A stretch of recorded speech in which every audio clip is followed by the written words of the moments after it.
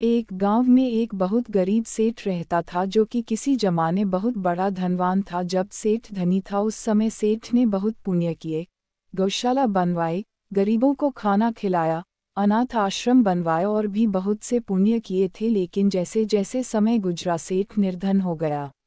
एक समय ऐसा आया कि राजा ने ऐलान कर दिया कि यदि किसी व्यक्ति ने कोई पुण्य किए हैं तो वह अपने पुण्य बताएं और अपने पुण्य का जो भी उचित फल है ले जाए।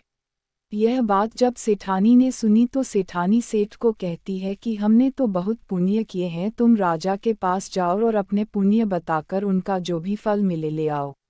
सेठ इस बात के लिए सहमत हो गया और दूसरे दिन राजा के महल जाने के लिए तैयार हो गया। जब सेठ महल जाने लगा तो सेठानी ने सेठ के लिए 4 रोटी बनाकर बांध दी कि रास्ते में जब भूख लगी तो रोटी खा लेना। सेठ राजा के महल को रवाना हो गया। गर्मी का समय दोपहर हो गई। सेठ ने सोचा सामने पानी की कुंड भी है, वृक्ष की छाया भी है, क्यों ना बैठकर थोड़ा आराम किया जाए, वह रोटी भी खा लूंगा। सेठ वृक्ष के नीचे रोटी रखकर पानी से हाथ मुंह धोने लगा।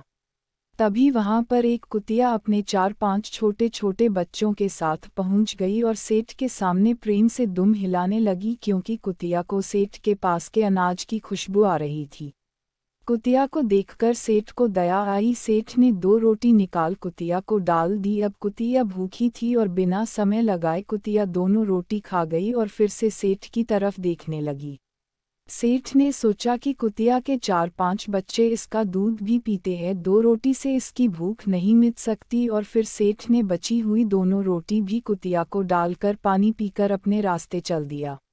सेठ राजा के दरबार में हाजिर हो गया और अपने किए गए पुण्य के कामों की गिनती करने लगा। और सेठ ने अपने द्वारा किए गए सभी पुण्य कर्म विस्तार पूर्वक राजा को बता दिए और अपने द्वारा किए गए पुण्य का फल देने बात कही। तब राजा ने कहा कि आपके इन पुण्य का कोई फल नहीं है, यदि आपने कोई और पुण्य किया है तो वह भी बताएं, शायद उसका कोई फल मैं आपको दे पाऊं। सेठ कुछ नहीं बोला और यह कहकर वापस चल दिया कि यदि मेरे इतने पुण्य का कोई फल नहीं है तो और पुण्य गिनती करना बेकार है, अब मुझे यहाँ से चलना चाहिए। जब सेठ वापस जाने लगा तो राजा ने सेठ को आवाज लगाई कि सेठ जी, आपने एक पुण्य कल भी किया था, वह तो आपने बताया ही नहीं। सेठ ने सोचा कि कल तो मैंने कोई पुण्य किया ही नहीं, राजा किस पुण्य की बात कर रहा है, क्योंकि सेठ भूल चुका था कि कल उसने कोई पुण्य किया था। सेठ ने कहा कि राजा जी, कल मैंने कोई पुण्य नहीं किया। तो राजा ने सेठ को कहा कि कल तुमने एक कुतिया को 4 रोटी खिलाए और तुम उस पुण्य कर्म को भूल गए। कल किए गए तेरे पुण्य के बदले तुम जो भी मांगना चाहते हो मांग लो, वह तुझे मिल जाएगा। सेठ ने पूछा कि राजा जी, ऐसा क्यों? मेरे किए पिछले सभी कर्म का कोई मूल्य नहीं है और एक कुतिया को डाली गई 4 रोटी का इनका मोल क्यों?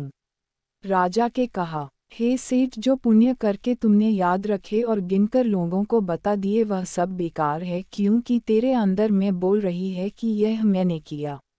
तेरा सब कर्म व्यर्थ है जो तू करता है और लोगों को सुना रहा है।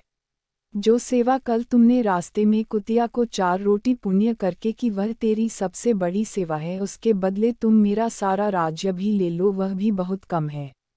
कहानी का अर्थ, दान व पुण्य वही है जो एक हाथ से करे तो दूसरे हाथ को भी पता न हो कि दान किया है।